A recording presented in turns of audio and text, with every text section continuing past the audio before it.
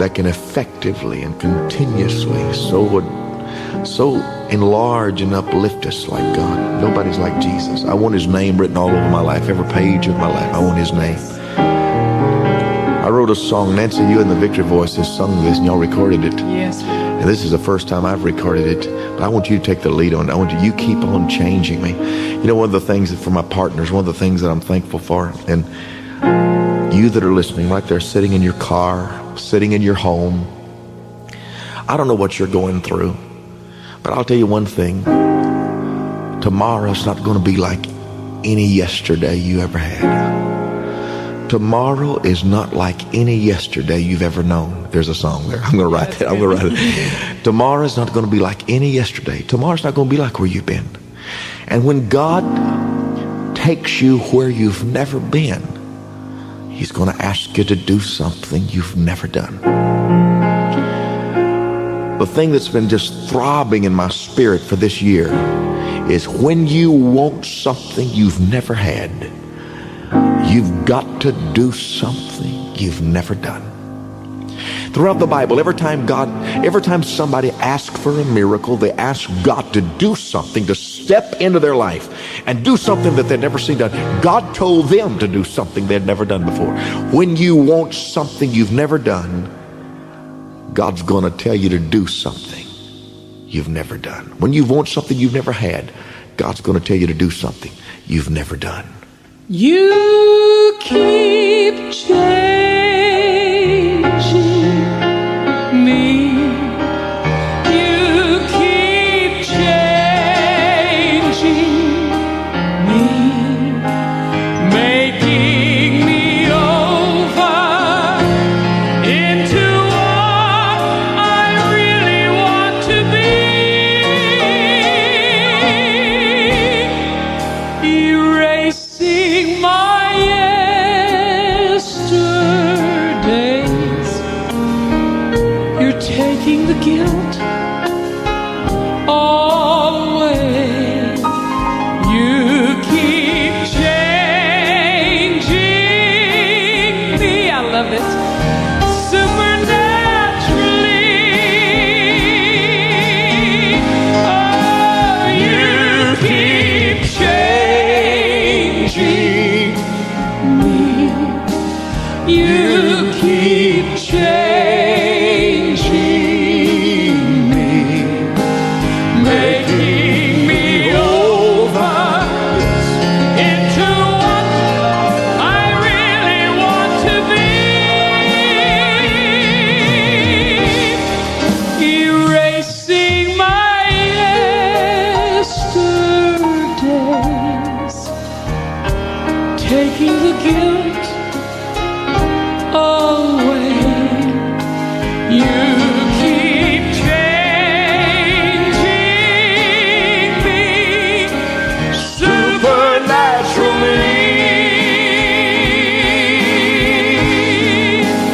You keep changing me supernaturally.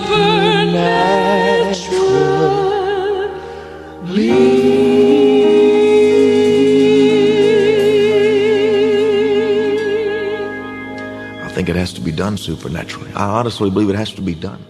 It has to be done supernaturally.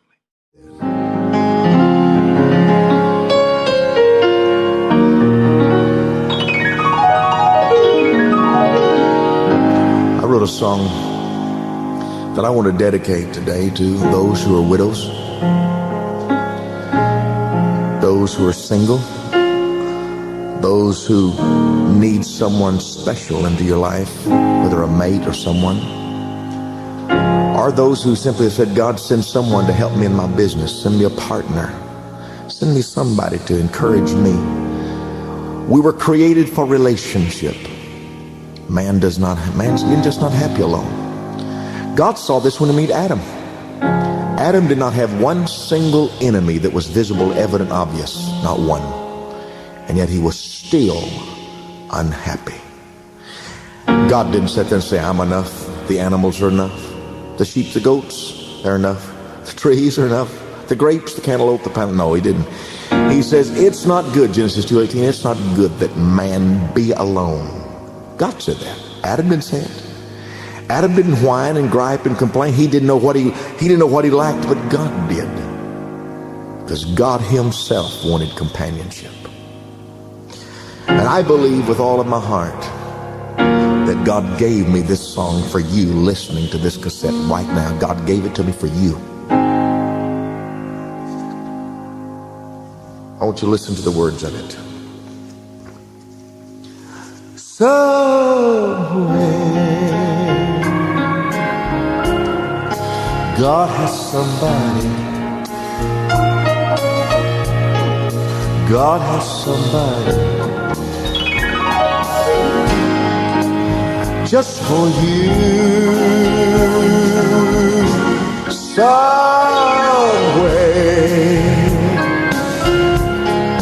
God has somebody with that special something to help you make it through.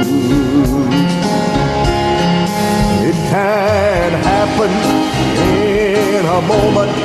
It can happen in a single day. It can happen this very hour, but for sure they're on the way. Somewhere God has somebody. God has somebody just for you. Somewhere God has somebody. God has somebody With that special something to help you make it through. I want you to listen to this, you know. God has somebody. When God goes to bless you, he sends a person into your life.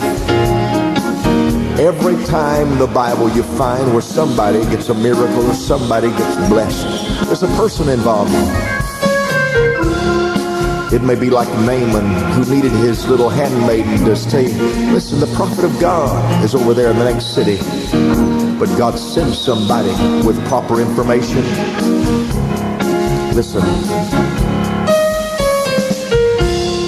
When Joseph went to get to the throne, he had brothers that hated him, but all he needed was one person to like him.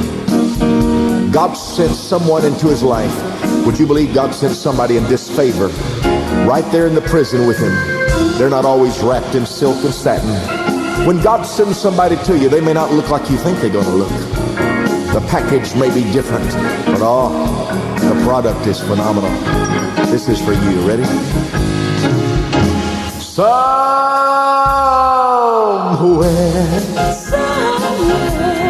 God has somebody. God has somebody. God has somebody God has somebody just for you. Somewhere God has somebody God has somebody with that special something to help you make it through. Ready? It can happen in a moment. It can happen this very day. It can happen in an hour, but for sure they're on the way.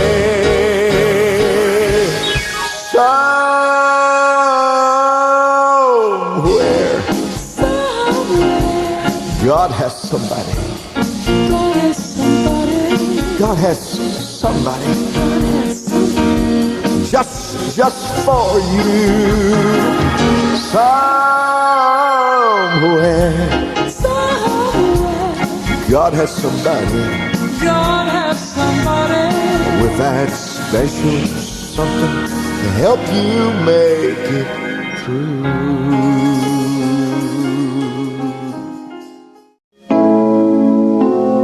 Teach me how to please you.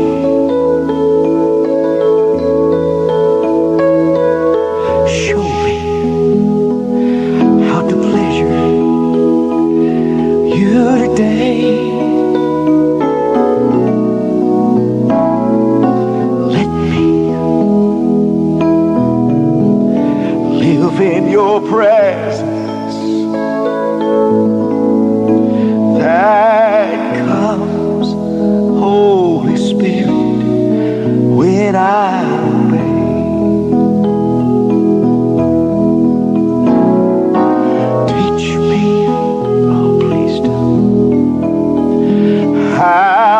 please you.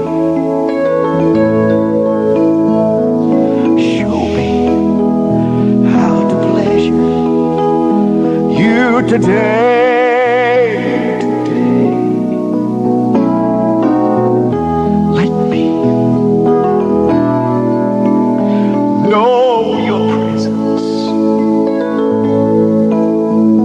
that comes every time I obey. In your presence there is joy. In your presence there is peace.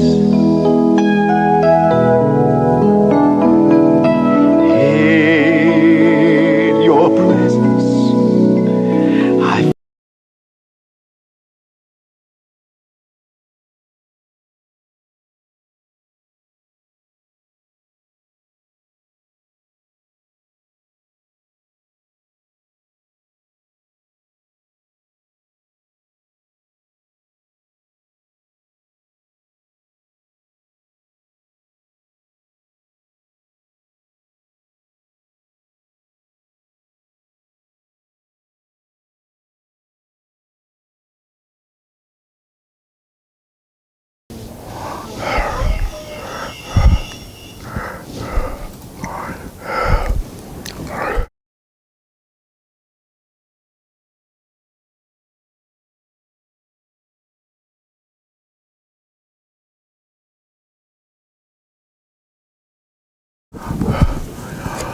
You are our master mentor. You are a trusted teacher. You are our safe place. You are our protector, our shepherd, our deliverer. Thank you for this Favor Friday, Father. In the next few moments, stir up our passion to sow favor. We all want to reap it, but many of us have not been taught how to sow favor. Teach us that today. Forgive me for being these 15 minutes late.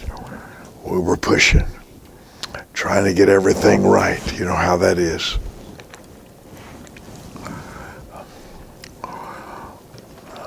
I was 21, sitting at a little table at a little hotel in Kerrville, Texas. Jimmy Swaggart and his wife Frances were talking to me. I decided to share a concern I'd had.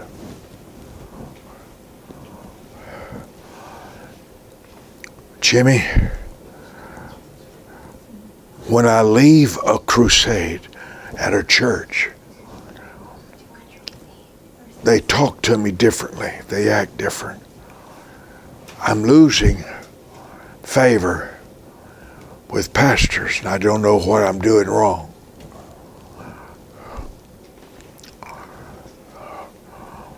Jimmy Swaggart is an extremely enjoyable person to be around. Very personable, very attentive, and very smart. He's as smart as any preacher in the world. He understands life. He understands people. And he's very confrontational, but also a helpful person. And he looked at me in the best words I can remember. He says, "Do you show honor to the pastor?" I replied, "Well, of course. I like the pastors. I value them. But what do you mean, show honor?" In Nigeria, they fall on their knees and throw their hands on the floor and make a tornado experience out of honor. It's impressive first few years. Then you realize they do that to everybody. He said, do you comment to the pastor's church when you get up to preach about his difference and his goodness and his uniqueness? And of course I didn't. I just met the guy. How could I brag on him? How could I commend him? I couldn't do that. And then he talked to me. It took me a while to get there. But I finally got there. And I began to keep my friendships and maintain them. How do you lose favor? Disrespect. For instance, if you tell someone you'll meet him at 1 o'clock and tell the doctor and you show up at 2, that's kind of disrespectful. Punctuality is very important to me. And it was why it was bothering me today that I was running late to be with you. Punctuality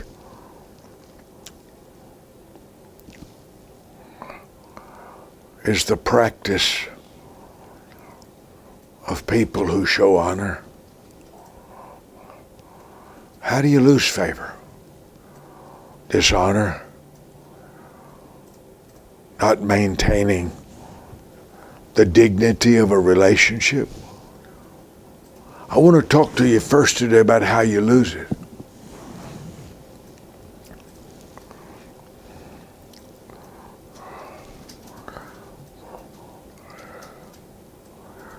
You lose it by not discerning or not revealing or displaying interest in the other person. Example.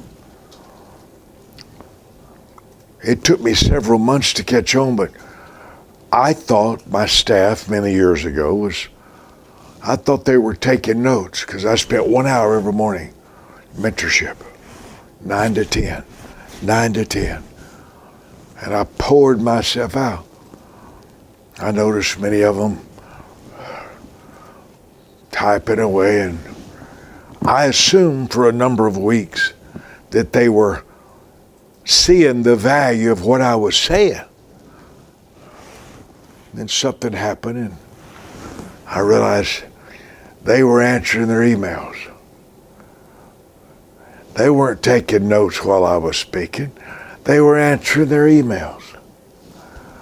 I was devastated. Of all that I teach, so important, so valuable. Every pastor knows, every preacher knows. He has 2 or 3 people on his staff that want to hear everything he says. And he's got 2 or 3 people on his staff that doesn't care if they ever hear him speak at all. Is there a difference? I think so. I think so.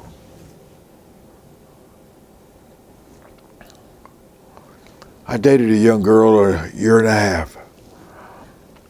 Sweet girl, cheerful, entertaining.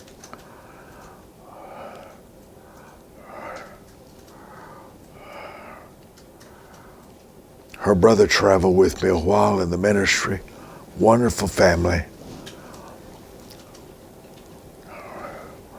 And one night I was waiting at the cafe at the restaurant by the airport.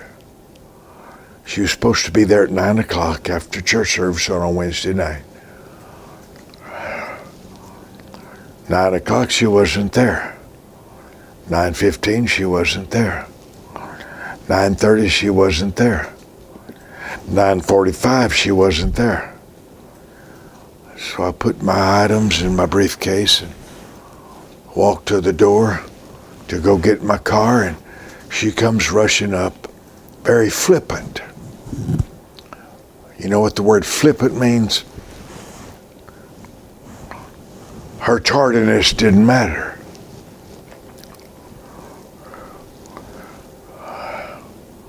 It's on my mind because I was trying to get here, waiting for the cashier to help us a few minutes ago. So it's on my mind. She rushed up. I'm sorry. I forgot all about it. Says I was so busy talking to everybody after church. You forgot meeting with me? Really? I looked at her. I was stunned beyond words. She forgot she was meeting with me? How does that happen? How does that happen?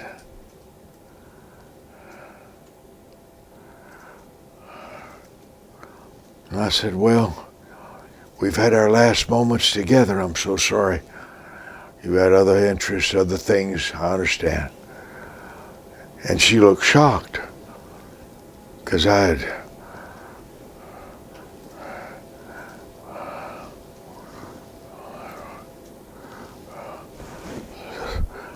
it doesn't take long to lose a lot of favor.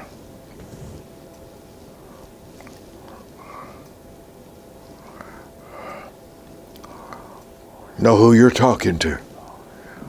One morning I watched one of our youth pastors teach 40 or 50 kids and he was talking like a machine gun. And they looked at each other. And so when he came down off so I said, son, talk real slow to children. They're children. Don't talk like a machine gun. I understand fast talk. It was my number one problem at the beginning of my ministry. I understand that, son. But don't stand over a child like you're a giant Goliath and they're looking up at you scared.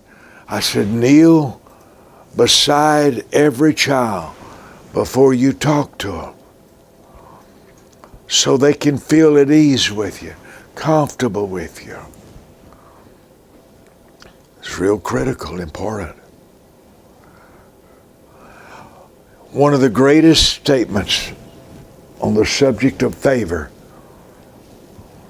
is, do you know who you're talking to? The millionaire knows his difference from the homeless man laying there as he hands him a $100 bill. He's very aware that the homeless man is a rebel at heart. That's why nobody gives him a place to sleep. He has lost all the favor in his life. And there's a reason you lose favor. I told you about the pastor of the huge church that handed me a $300 check after I preached 8 consecutive nights to 1,000 people. I was stunned. I cried 2 hours in my travel trailer, an Airstream travel trailer. I had insurance due. I had notes due. And I sat there and I could not believe a man who had been my pastor when I was 18, here I was about 26 or so, and I looked at the $300 check. I said, my God, 8,000 people had sat in my ministry, and he hands me a $300 check. And I cried, and I didn't know what to do. Then I thought of a scripture someone reminded me. If you have aught in your heart against your brother, go to him. I forgot the scripture, rebuke not an elder. And I went to him. I said, brother, before church, I said, brother, I'm shocked over the $300 offering you gave me. And he smiled a smirk. And it was a smirk. He's twice my age. How much money did you want? Brother Mike, how much money was you wanting? I said, brother, I just Something's wrong for 1,000 people tonight to only give me $300. That's $40 a night. From 1,000 people, $40. I said, well, what did I do wrong? And he said, how much was you wanting?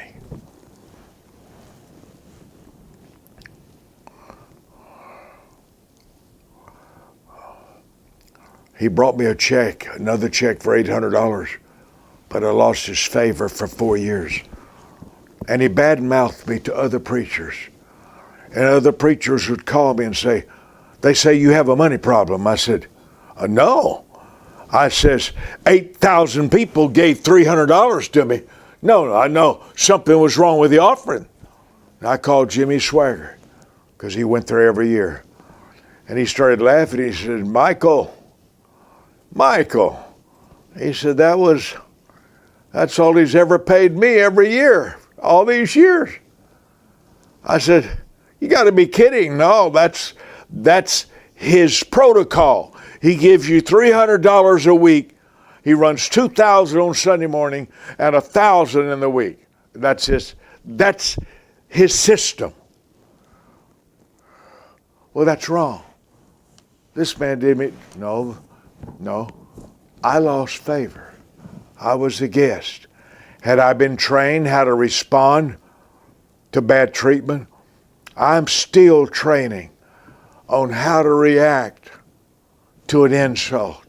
I don't do well with it. I'm learning. I've got some scriptures I'm working out to every time that person's picture comes up in my mind, I have a scripture in my heart to respond appropriately.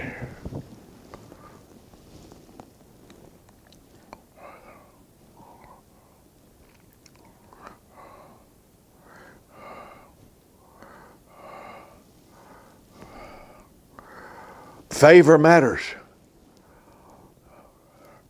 That's why Jesus came back and said something so forceful and almost controversial. Agree with your adversary quickly.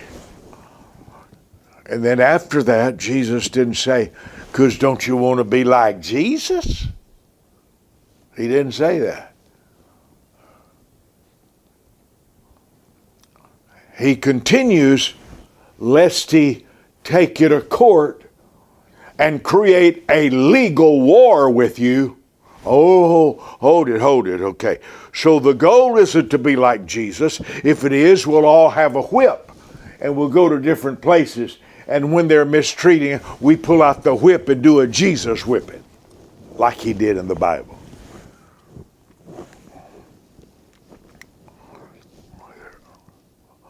Sometimes you avoid confrontation to avoid retaliation.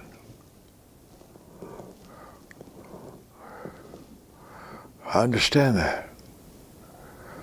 It took me years and years, though, to grab it. See, I thought the most important thing in the world was truth. I did. Still have a battle with that. I'm very truth-oriented. I want honesty. I want openness. I don't want trickery. And I live in a world of trickery. Always have. Always have. So favor is more important than venting, V-E-N-T-I-N-G.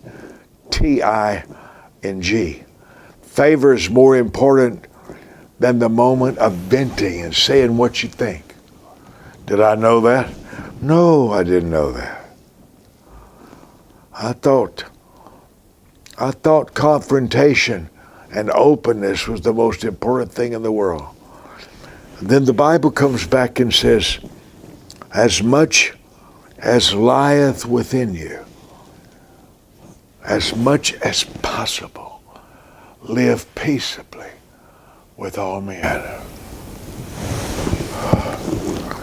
Does that mean that you have to shut up when you're feeling like a volcano? Yes, it does. Well, I've got to say something. I understand that more than you know. But slow down.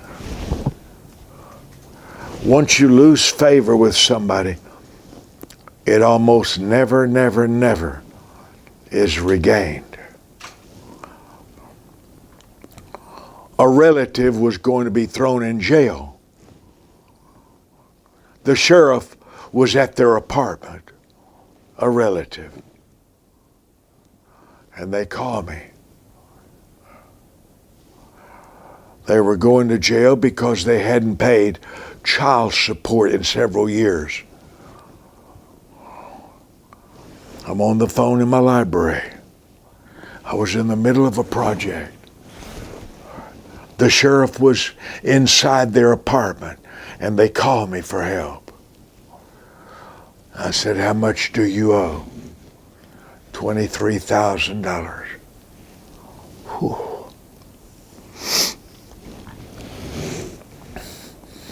I went to my private safe where I had $47,000, and I pulled out $23,000, half of the money in my home. And I went and I wired it to my relative.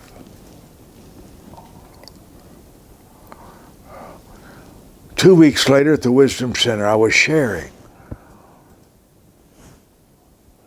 why we love our families and bless our families. And they're not perfect, and I mentioned that I had rescued one of my relatives with $23,000. It was 50% of every penny in my savings account, in my safe in my house. 50%.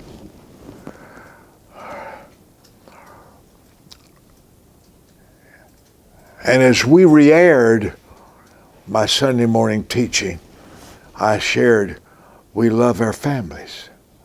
We will do anything for our families. We'll pay any price for our families.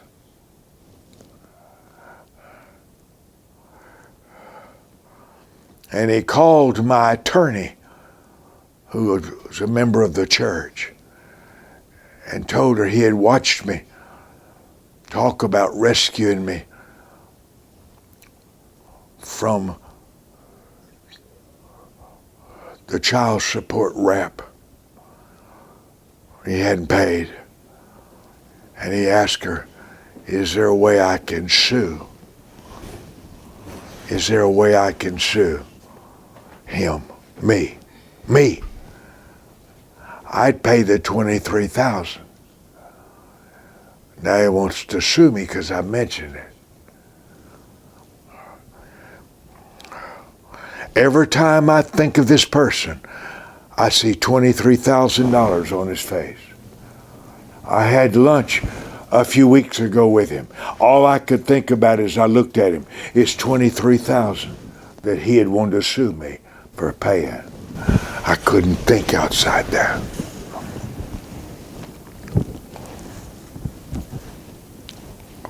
Brother Mike, how do you handle that? Not well. Not well. See, I have some basic respect for myself. For me to be your friend, I considered, for me to be your friend, you got a deal. You bet your cotton picking life. Because I will always fight for people, side with people, protect people. And for that to be trivialized and sneered at really affects me a lot. Let me put it this way. I consider my favor to have value. And I treasure when somebody wants my favor. I treasure that. And when someone doesn't value my favor, that's a lifetime message to me. It's the Jesus message. Shake the dust off your feet. The other day I was going through something, figuring out I'd bought a relative something very expensive. Took a whole lot of money, and I was trying to work with it and figure it out. And the thought came to me, do they value your favor? No. Do they value my money? They like my money, not my favor. They will dance to get to the money, but they won't even take 5 minutes to make a phone call if I'm in a hospital. Now this is serious. The favor handbook, this is a critical thing. There's a real pretty girl, she's a black girl, beautiful girl in the ministry, and I decided I'm going to bring her to my house. I'd like to know her better. She's pretty, kind of sexy, big but sexy, and smart, real smart, great musician. So I called her and I said, would you like to come to my house for supper? Okay. Okay, when? I told her, I think it was Friday night. Let me look at my calendar. I think I can make a way. I think I can find it.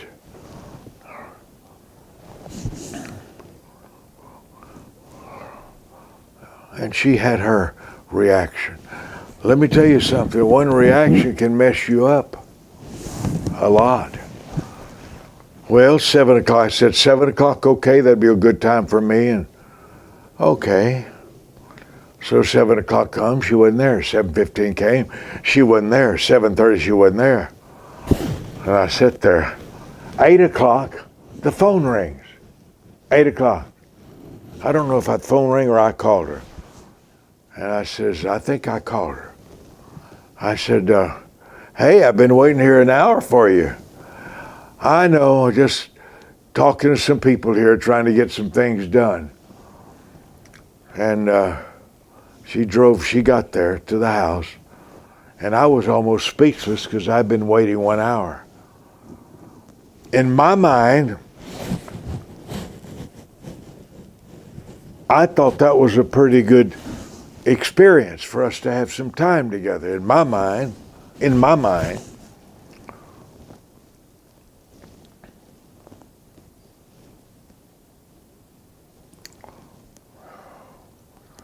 I couldn't hardly talk.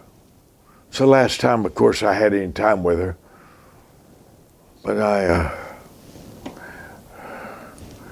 we lose favor when we disrespect people's time. We lose favor when we're not punctual for an appointment. We lose favor. We lose favor when we enter into an argument unnecessarily. I'm not going to let anybody stay in my presence who's not respectful, because I invest a whole lot for friendship. A lot.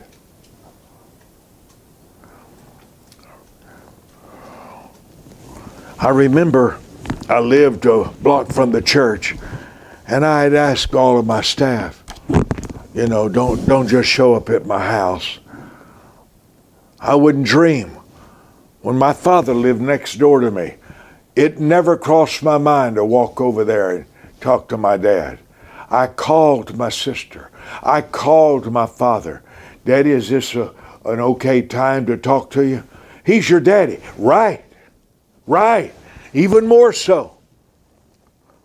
I would never in my lifetime, have I gone to somebody's house uninvited, not established a time. Never. It wouldn't cross my mind to. But that disrespect is a dangerous moment. And one day, one of my staff showed up at the door and knocked. One of my people went and says, Dr. Murdoch asked us not to come without an appointment time, it helps him. He's got many things he's doing. And you know what the woman said? God told me to come here.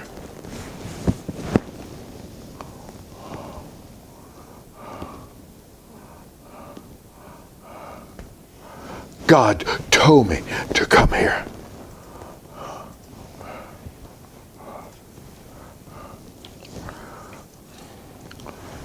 Every time I had a speaker, this is absolutely perfect. Beautiful. Beautiful. You won't be there. God told me to come here. That happened more than once. She had worked inside my home. Not a bad person, a good person. She worked in my home. Well, when somebody works around you, they better be a peaceable experience when they're working inside your house. And so I'd ask her, I said, would you mind? I asked her if she would do something. 30 minutes later, she still hadn't, and we're all sitting around the table. You may remember. And I looked over at her, I said, maybe I wasn't clear. Did you understand my request? And she went, yes. I said, well, why didn't you do what I asked? She wouldn't even answer me. Remember that? And I had a meal for everybody.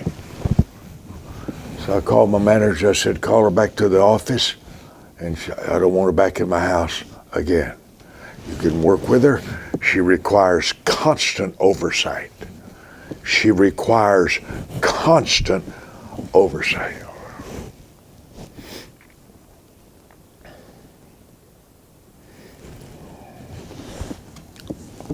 A friend of mine, who was my best friend, did a lot of work for me, another city, called me one day and says, I'm behind $250,000 to the Internal Revenue Service for the taxes for my staff. $250,000.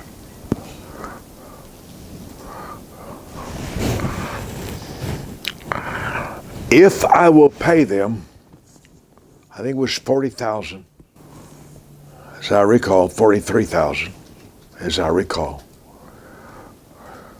Have to say that when you get old, you know, as I recall.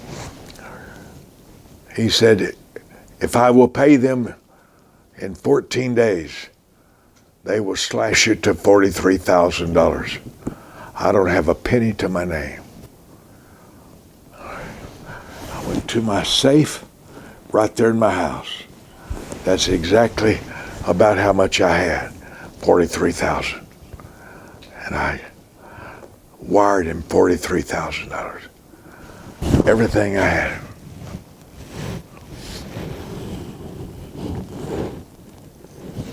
As the months went by,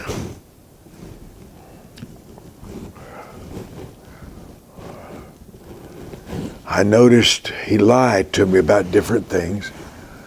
And finally I said, I'm gonna count this up here. And every time he lied, I wrote down the date and the lie.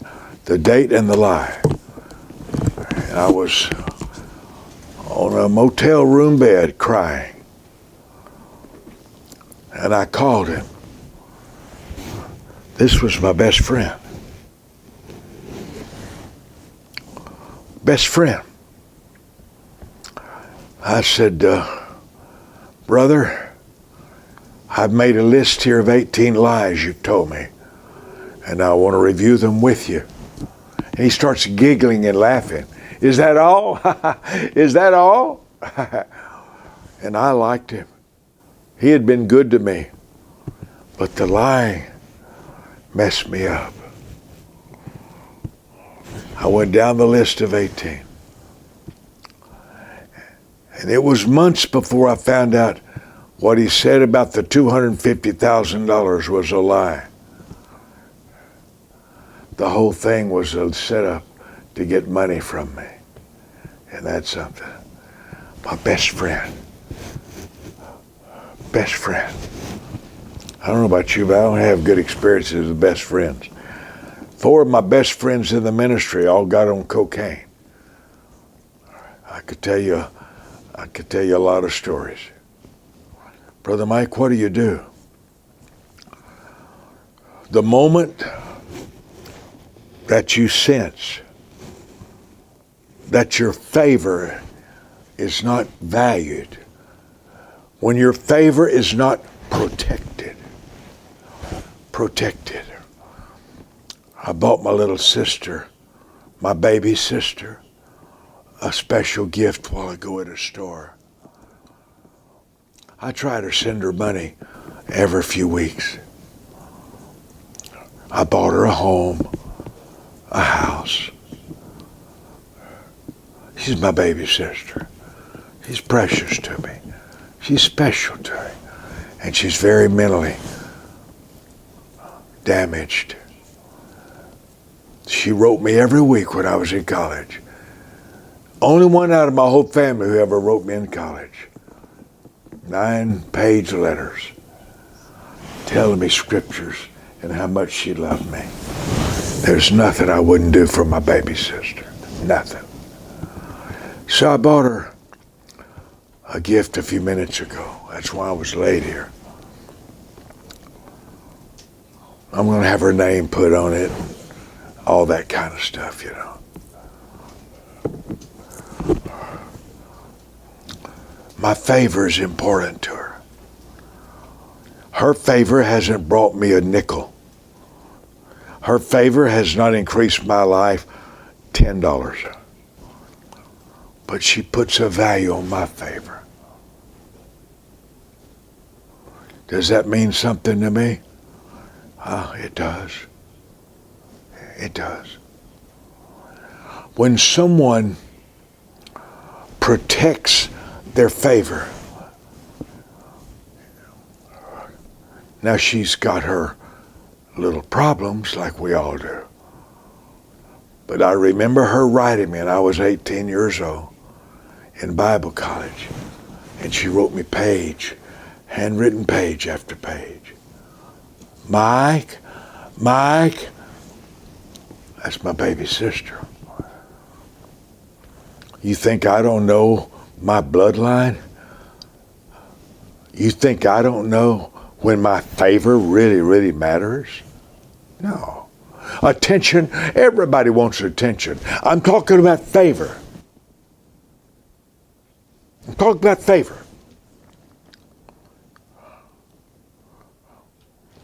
Some time ago, I was drawing up my will with my wife, Christine, and I says, write that down. And I was leaving someone in my family in the will, thousands of dollars. And I sat there and I said, you know what? I'm a jackass. I'm a jackass fool. This person doesn't care about my favor one iota. This person hasn't moved their finger in years, and here I am sticking them in my will with thousands of dollars. What's wrong with me? What's wrong with me? If you will measure, and I'm saying this as a mentor-protege relationship, I'm saying this in the teacher format. When someone doesn't want your favor, read that. Accept that. Don't sow gift number 42 to them. Save your money for your favor circle. Who's your favor circle? The people of 5 people who treasure moments with you, who treasure being in your presence, who want to see you pleased. They want to please you. There's a passion to make you happy.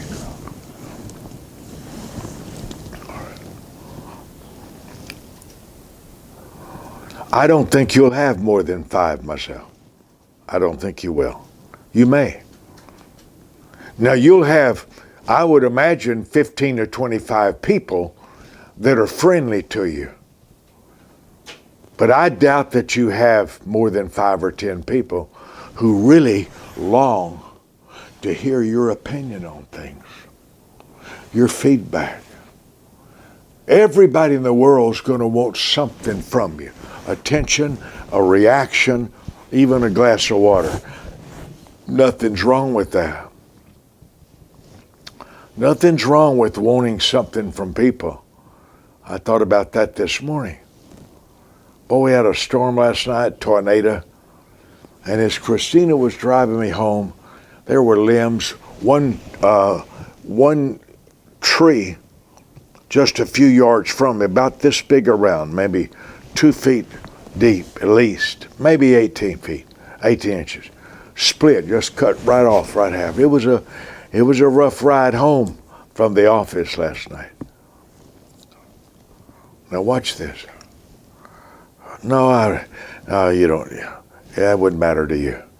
I'm just saying favor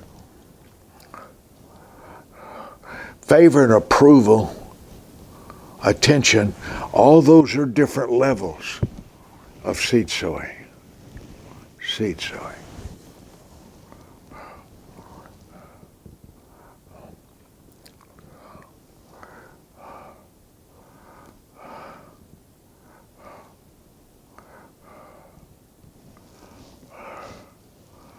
Julie, Truth Seeker, Paul Wright, Favor Friday. Thank you, Paul, for being here. Shirley's here from Cape Town. David's here from Australia. David, you're so faithful. Boy, that makes a difference to me. David's a seed sower.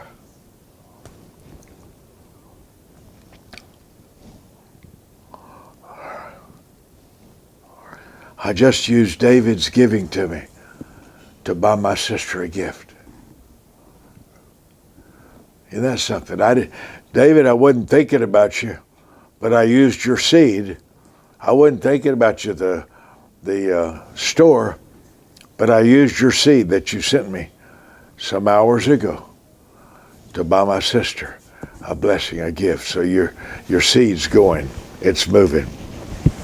Kelly Davenport, Maria Hughes, Sue Payne, Gilbert from San Antonio, Texas, Taicha from Japan's here, Australia, Brazil, Canada, Ghana, Indonesia, Jamaica, Japan, South Africa.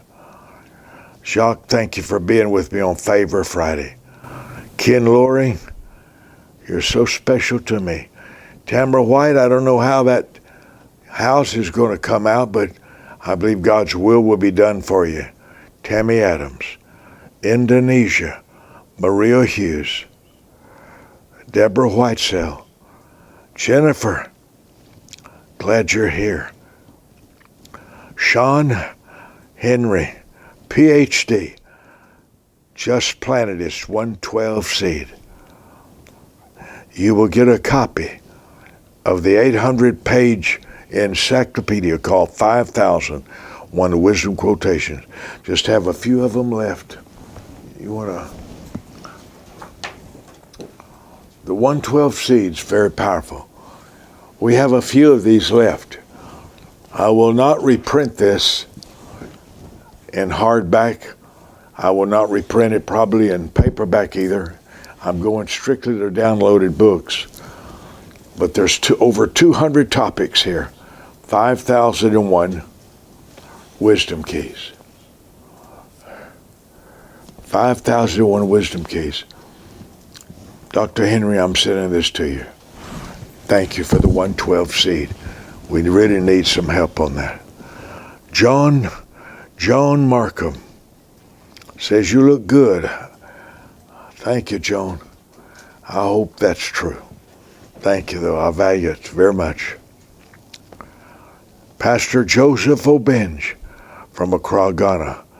Natasha Lambert's with me, yay. Percilia Epps, Raquel Rosa, Sherry Sowell from Oklahoma, Jim Hearn. Thank you. Thank you, thank you. Jim, thank you for those. Jacques Marburg said, your favor is everything to me. Kedrick, you just blessed me. I'm so thankful. Don't trivialize favor. Before I let you go, I want to say this. Favor must be discerned, valued, protected, maintained. And everybody wants favor. But I see favor as a seed. Do everything you can to sow favor. I've called pastors and endorsed evangelists. I open up as many doors for people as I can. Not bragging on myself. I want to show you a path. Do everything that you can to protect the experience of favor. There's a store I really like. It's called Sam Moon. Sam Moon. I think they're from Vietnam. I think they're from Vietnam. They're Oriental. But they know me, of course, and I buy things there about every 2 months or so. I go there. And the ladies just swarm around me at the checkout. And they're so explosive in their gratitude. Every time I go, they say, we're knocking 10% off of this. We're giving you 10% off. Do I say, you should as much as I spend here? No, I don't say that. You know what I say? I cross my arms and I say, thank you, thank you, thank you. I love your store. I love coming. And the ladies and the men pack up, they're little short people, and they pack up the stuff in the basket and they bring it all out to my van.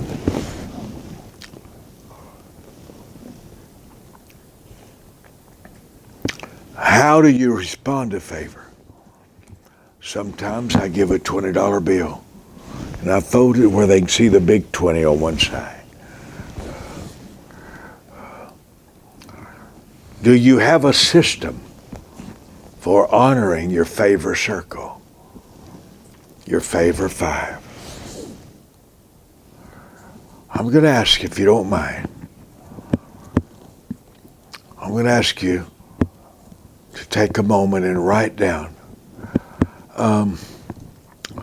David here, I would like for him to, I want the color, the black book with all my color writing. I want to show you something that was given to me. If we could find that book and a pen or two. The main thing is my black book.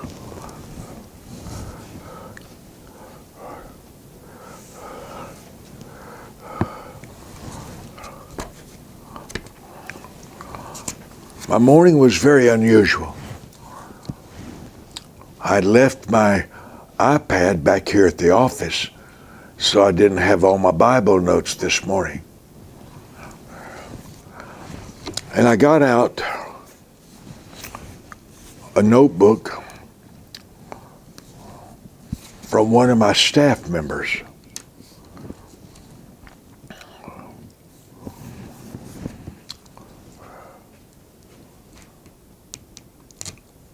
This is good.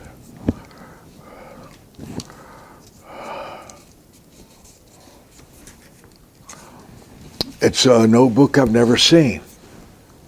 I think it's from Barnes & Noble, Hobby Lobby. It's all black pages. Well, I don't do much handwriting, a lot. I try to dictate on Dragon Anywhere app because I got lots of things to do. But she gave me this, and I thought, black pages? What's this, black pages? Wow.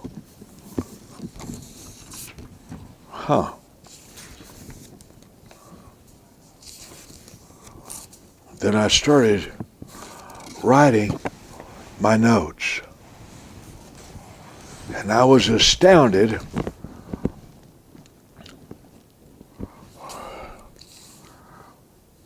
at the different colors I could use.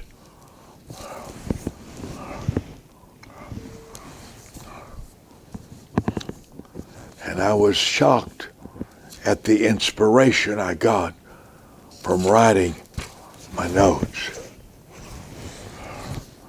We all write a few things here and there, but it's been years since I handwrote all my notes. Years. I've dictated. You have a writer here and there. I wrote Gabriella's name. She's my graphics genius. I wrote her name here. Then I wrote her the title of a newsletter I want to start called Wisdom World Update.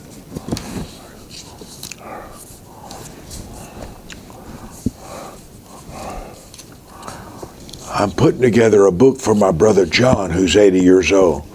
He sent me 32 pages to make a little booklet for his family. I put it here.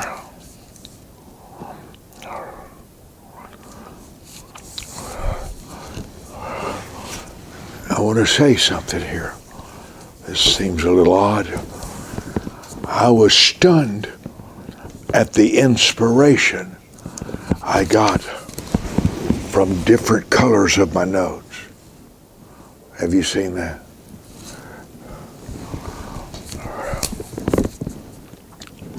And one of my people wrote these sentences for me. I said the other day, if you cannot be a river to somebody, become a drop of water on their desert. She wrote that down. God is doing something you cannot yet see. That's in blue. In green, something good is really close. In pink, you're making good decisions. In gold, you're making huge steps toward progress. Good moments will come back soon, and they will stay. Can you see that?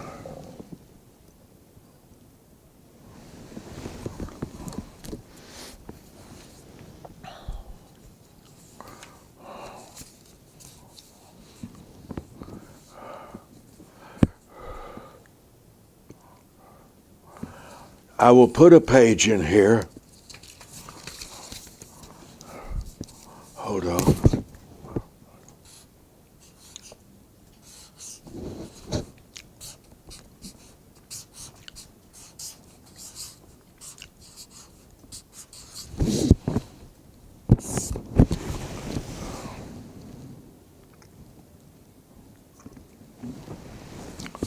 And I will keep this book every day. My notes inspire me to see what I wrote. Isn't that good? I just put favor 5 to tell you who's the favor 5 in your world. You say, well, Brother Mike, I got 30 people. Well, you're a better friendship maker than me. You have a lot of people you like, but who are the top 5 people who want you to always see their value? Who's the people investing? I have a young man on my staff, been with me 10 years. You know what his last words are to me every single night, every night? You know what his last sentence is to me as he walks out of my house? I'm a phone call away.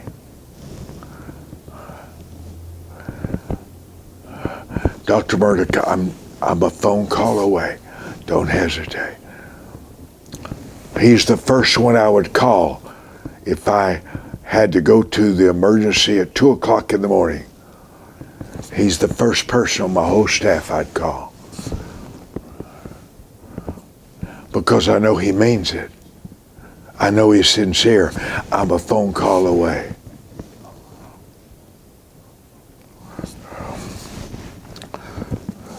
Who has your favor and why? Who do you wish wanted your favor? I have a bloodline I really, really wish wanted my favor. You do too. You have people in your bloodline that you really wish wanted your favor. They enjoy the money you spend, but do they want your favor? Does your approval matter?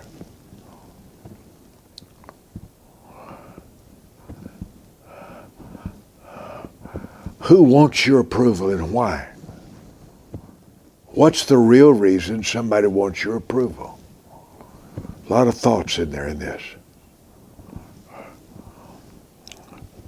Australia's here, Brazil, Canada's here, Ghana, Indonesia, Jamaica. Priscilla Epps, you got to be kidding. Priscilla just wrote about blessing me with $1,000. Make a note. I want to make sure she gets every book I've ever written. And I want to autograph it. $1,000. You don't have to say a word when you sow 1,000. You've said a lot. Billy Miller,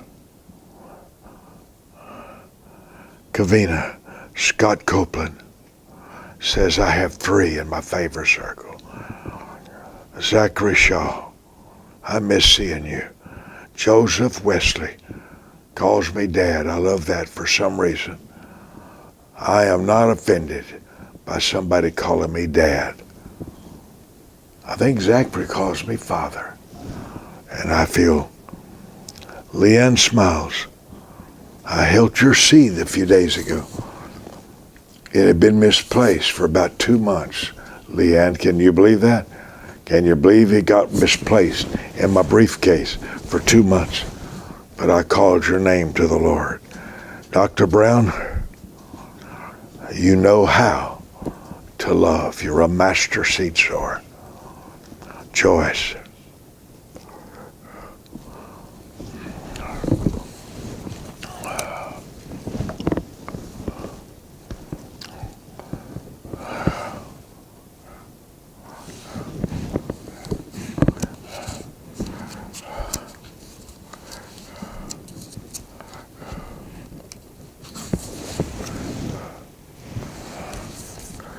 Never in my life.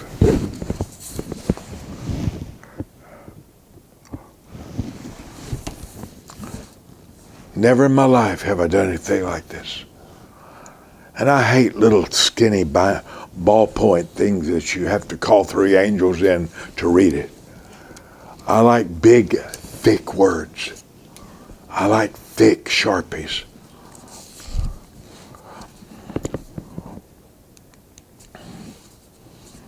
I wrote one of my staff's name up here and 5 things I wanted them to teach me on my iPad. 5 things here.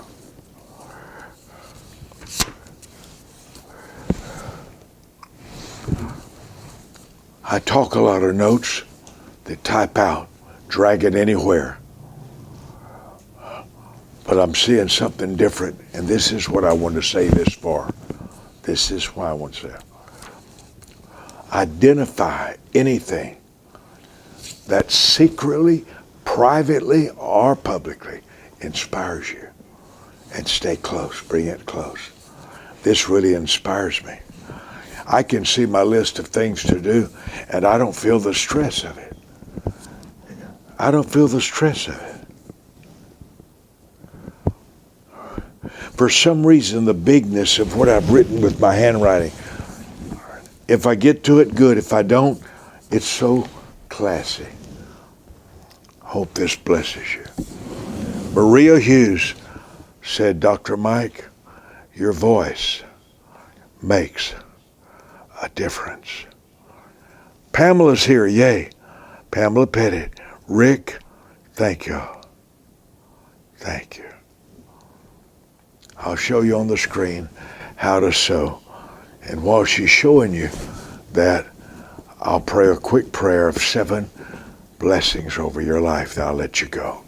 Thank you for putting up with my being late today. I hate that like you wouldn't believe. Father, you're our master mentor. You're a trusted teacher. I ask you for 7 harvests for those that are calling to plant seeds today. Honor them and bless them. Financial protection, financial discerning, financial ideas, financial opportunities, and financial favor. And I call in the 100-fold return. The 100-fold return within 100 days today. Within 100 days today. Let their harvest rush to them. Let them never forget Friday, March the 3rd. March, the miracle month in our ministry. 844-789-SEED. 844-789-SEED. 10 hours a day, 9 to 7 o'clock at night. It's Friday.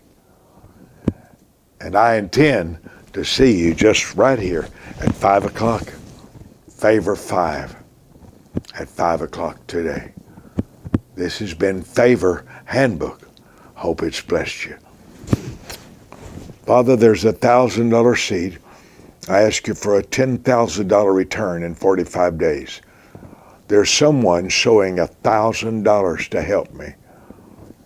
Lord, we've asked you for $20,000 for the printing press. I desperately need that $20,000. Honor anyone who helps me buy the new printing press for an extra $20,000. There's 2,500 come in. Bless them over and over. Amen. I love you. See you at 5.